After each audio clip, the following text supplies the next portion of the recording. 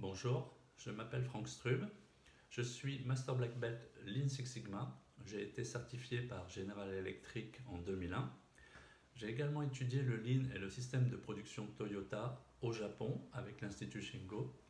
Et aujourd'hui, je vais vous présenter c'est quoi le Lean Six Sigma, pourquoi de plus en plus d'entreprises industrielles et de services appliquent la méthodologie de management et de résolution de problèmes Lean Six Sigma, et enfin, comment fait-on pour la déployer dans son entreprise.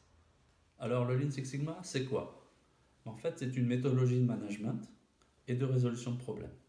Son objectif, c'est d'améliorer la vitesse, le coût et la qualité de tous les services et produits qu'une entreprise fournit à ses clients ou une organisation, et ceci de manière drastique.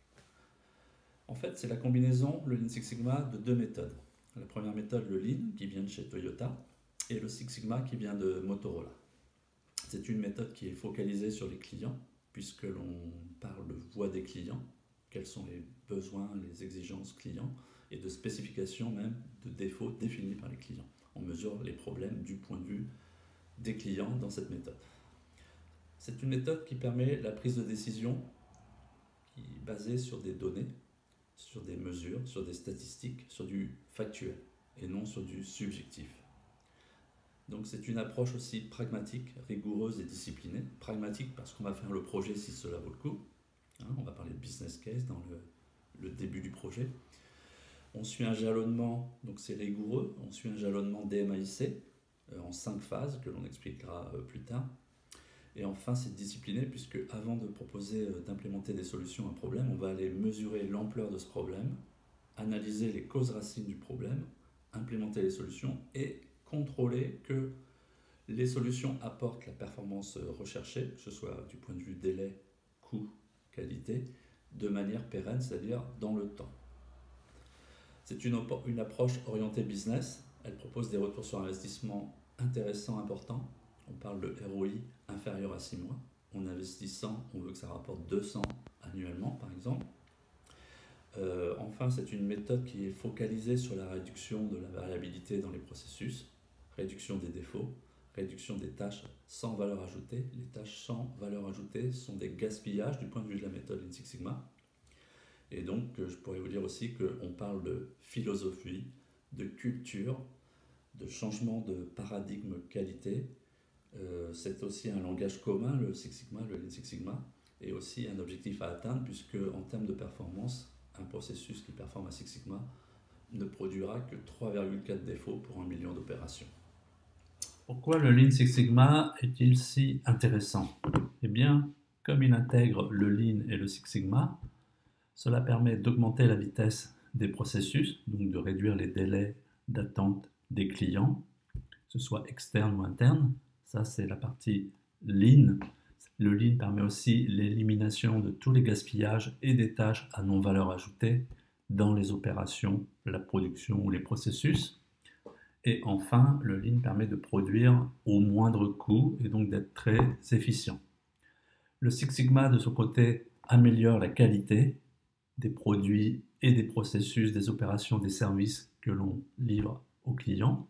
Ça réduit aussi le nombre de défauts par conséquent, en réduisant la variabilité dans les processus. Et donc, quand on associe le Lean et le Six Sigma, on a réduction des coûts de non-qualité, de la production et des opérations. L'amélioration de la satisfaction client, puisqu'on travaille sur les 3 leviers de satisfaction client que sont le délai, la qualité et le coût, et donc on améliore aussi l'efficience de l'entreprise. Enfin, le Lean Six Sigma est très intéressant puisque c'est un changement de paradigme, c'est-à-dire de façon de représenter la qualité. On passe d'un monde à 99% bon à un monde à 99,99966% bon, c'est-à-dire produire seulement 3,4 défauts par million d'opérations. Donc c'est une méthodologie très puissante. Les origines du Lean. Avant le système de production Toyota, Ford a mis au point, avec le Taylorisme, la ligne de montage pour la production de masse de voitures bon marché. Le but du président de cette entreprise à l'époque était que ses propres ouvriers puissent, en économisant avec leur salaire, acheter un modèle Ford T qu'il mettait sur le marché. Donc on a appelé ça production de masse sur la ligne d'assemblage rectiligne. En 1945, juste après la guerre, le Japon est dévasté. Beaucoup d'usines sont détruites. Les anciens ouvriers, notamment chez Toyota, beaucoup sont morts à la guerre. Et on a moins d'argent ou plus d'argent. Donc Toyota va commencer à réfléchir à un système de production où on va faire juste à temps, sans gaspillage, donc lean qui veut dire maigre, hein, sans gras, et on va essayer de prendre des commandes avant de déclencher la production, c'est-à-dire se mettre en ce qu'on appelle en système pull, pour tirer par les clients. Ça, c'est le système de production Toyota. En 1996, deux chercheurs du MIT, M. Womack et M. Jones, sont allés visiter Toyota et ses usines au Japon. Pourquoi? Parce que Toyota a été un des grands constructeurs automobiles à se remettre le plus vite de la Seconde Guerre mondiale et surtout est passé de la position numéro 13 en termes de production de volume de véhicules à la position numéro 2 ou numéro 1. Et donc ça a intrigué les Américains du MIT. Ils sont allés sur place voir comment le système de production Toyota faisait, marchait, et c'était quoi. Et donc ils ont écrit un livre qu'ils ont appelé Les 5 principes de la pensée lean, et puis aussi un autre livre qui s'appelle la machine qui a changé le monde. En 2002, Michael Jordan a eu l'idée d'intégrer le Lean et le Six Sigma. Il a sorti donc un livre où on appliquait le Lean et le Six Sigma à l'industrie dans une seule méthode intégrée. Et puis peu après, le Lean Six Sigma pour les services, c'est-à-dire pour les processus, disons, transactionnels ou tout ce qui n'est pas industriel. Voilà pour les origines du Lean. Le système de production Toyota est expliqué à tous les employés Toyota par le senior management, disons, la direction et même par le PDG, de la façon suivante. On représente une maison et on explique que le système de production de Toyota permet de construire des bonnes voitures et que pour construire des bonnes voitures, c'est comme pour construire une bonne maison, il faut des fondations très solides, comme ça on pourra monter les murs et le toit.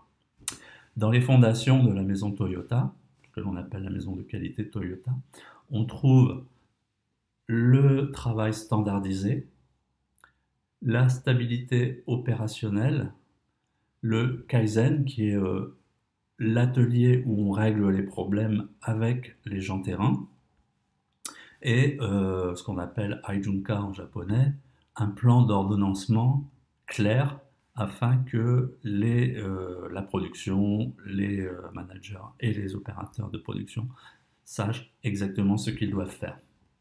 Donc ça apporte une grande stabilité à la production. Le plan de production n'est révisé qu'une fois par mois et éventuellement au bout de 15 jours si la variation dans la demande client, dans les commandes, est supérieure à 5% des prévisions de production. Dans les murs, on trouve à droite ce que l'on appelle le juste à temps, c'est-à-dire de produire que ce qui est requis dans la quantité requise, dans le délai requis.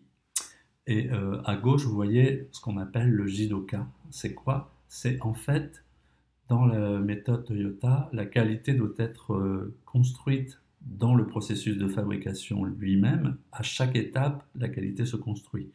Et quand on a un problème sur une étape du processus de production, n'importe quel opérateur peut tirer une petite ficelle et allumer une lumière qui s'appelle Andon, qui va dire voilà, j'ai un problème.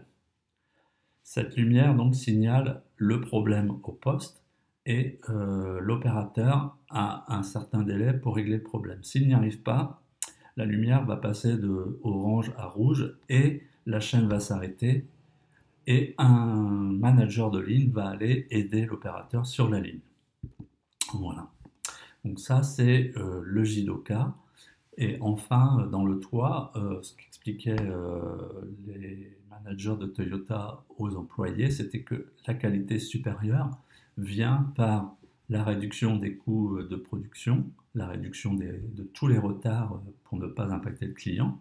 Et donc, en final, ça améliore et la sécurité des employés et leur morale, puisque l'on sait que produire de la qualité est très satisfaisant du point de vue opérationnel.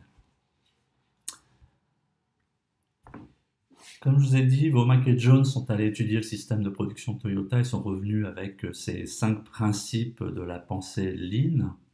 Le premier principe, c'est quand on veut faire du Lean, implémenter une culture Lean dans son entreprise, c'est de définir la valeur ajoutée de ce que l'on produit du point de vue du client, externe, éventuellement interne. Le deuxième point, c'est d'identifier sa chaîne de valeur, c'est-à-dire bien cartographier ses processus avec ce que l'on appelle une cartographie des flux de valeur. C'est le troisième point. Le flux, le troisième principe, c'est quoi? C'est de déplacer un seul élément à la fois dans la production, dans les opérations, de manière continue, afin que l'on fasse comme une rivière, un flux constant. Le quatrième principe, c'est le pull en anglais, ou le client qui tire la production. Donc on essaye de tirer le flux en production par le client, ce qui veut dire que l'on va déclencher la production après prise des commandes, dans l'idéal. Et enfin, le cinquième principe, qui rejoint bien sûr la méthode Six Sigma, c'est la perfection, ou d'améliorer en continu, systématiquement, ses processus et donc sa qualité. Côté Six Sigma, les origines, comme je vous ai dit dans l'introduction, viennent de chez Motorola. En 1989, des employés de Motorola ont commencé à réfléchir à une méthode qui faisait plus que 99% de bons, puisqu'ils étaient dans l'industrie des composants électroniques et qu'ils en produisaient des centaines de milliers, voire des millions. Et donc il fallait vraiment changer, encore une fois, de paradigme et arriver à une qualité de quelques défauts pour 1 million de composants produits. Les premiers adoptants du Six Sigma furent ABB, Elliott Signal. On reste dans les composants et dans le manufacturing des composants électroniques dans les années 90. Et ceux qui ont créé la méthode Six Sigma chez Motorola ont créé un cabinet de conseil qui s'est appelé la Six Sigma Academy. Et le premier client de cette Six Sigma Academy a été General Electric et Jack Welch vers les années 95-96. Et ce qu'a apporté GE, en plus de la grande publicité pour le Six Sigma et la méthode Six Sigma, c'est le fait qu'il a élargi l'application du Six Sigma en dehors du manufacturing à tous les services de son entreprise. Et aussi, le Six Sigma corrige ou évite les défauts. Le General Electric a apporté la chose suivante, le Design for Six Sigma. C'est quoi? C'est de se dire, c'est bien de corriger quand on a des problèmes avec une méthodologie, c'est encore mieux de concevoir ou designer en anglais des produits ou des services qui n'ont pas de défaut, et donc de pouvoir viser une performance à Six Sigma en conception. Donc la méthodologie a été étendue au DFSS, Design for Six Sigma. Le Six Sigma, c'est une mesure de performance, ça équivaut à 3,4 défauts à long terme par million d'opportunités ou d'opérations. Si l'on veut représenter le Six Sigma sur un histogramme et sur un diagramme, sigma est la lettre grecque qui représente l'écart type, ou la standard deviation en anglais, en statistique. Donc quand on prend un échantillon et qu'on le classe sur un histogramme en fonction de la fréquence d'apparition des valeurs de son échantillon, on obtient une courbe, une distribution qui ressemble parfois à cette courbe en cloche dite de Gauss, Au centre, on a la moyenne et vous voyez en haut un écart type, sigma. Et quand on a une limite de spécification qui nous dit finalement c'est quoi une bonne pièce et c'est quoi une mauvaise pièce, ici en rouge, et que l'on peut placer 6 fois l'écart type entre cette limite et sa moyenne de processus, eh bien on aura une probabilité de défaut faible ici et on dira qu'on est à Six Sigma. Voilà la signification de Six Sigma en statistique. Quels sont les bénéfices du Lean Six Sigma? Croissance du chiffre d'affaires et des revenus par l'amélioration de la satisfaction client, introduction de services et de produits de qualité, livrés rapidement et réalisés au moindre coût, augmentation de la marge, encore une fois, moins de coûts de non-qualité, réduction des défauts, des gaspillages, des corrections manuelles, ce que l'on appelle des retouches, plus de productivité, d'efficience et de capacité à absorber les demandes clients.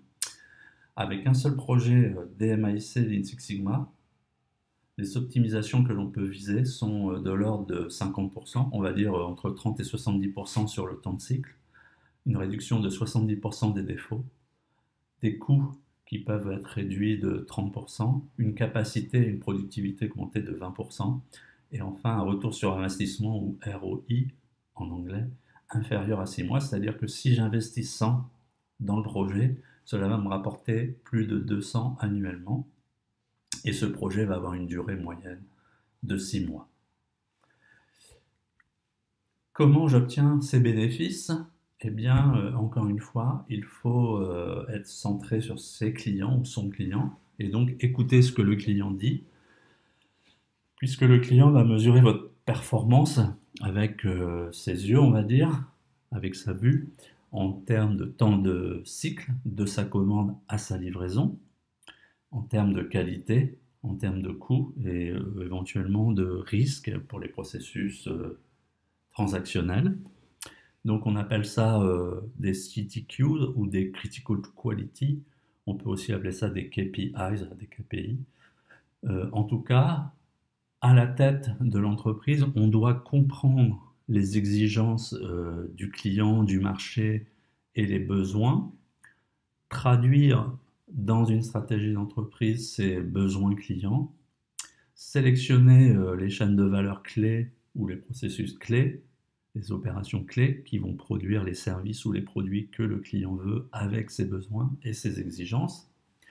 Donc, éventuellement sélectionner les projets Lean Six Sigma à déclencher sur ces processus clés, sélectionner les personnes, les former, les accompagner et réaliser ces projets, c'est-à-dire les compléter en 6 mois afin d'avoir les bénéfices bien quantifiés.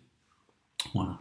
Quand on a fini le projet, on n'a pas terminé, on repart en boucle dite d'amélioration continue, on réécoute cette voix du client puisque les exigences dans le temps deviennent de plus en plus serrées et dures et les besoins de plus en plus en qualité, en délai et en coût de plus en plus exigeants. Et donc on appelle ça l'amélioration continue. Donc le Lean Six Sigma, c'est un chemin vers une performance optimale qui commence à un certain point et se déroule en continu.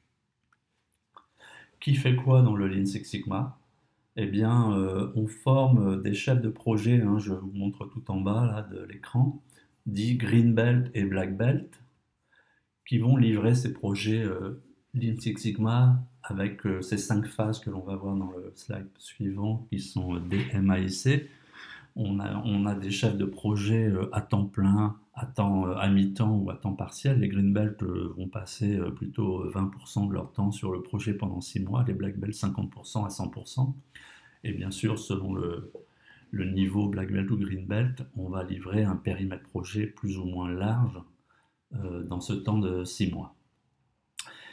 Les coachs ou accompagnants, les chefs de projet Black Belt ou Green Belt sont des Master Black Belt, des personnes qui sont capables de former, d'accompagner et de réaliser des projets. Dans les équipes projet Black Belt et Green Belt, on va inclure des personnes que l'on va former à un niveau, on dit white ou yellow, c'est-à-dire blanc ou jaune, hein, c'est comme en judo, hein, les ceintures, afin qu'ils soient quand même au courant de c'est quoi le Lean Six Sigma, à quoi ça sert, pourquoi on fait ça, et et quelle est la méthodologie.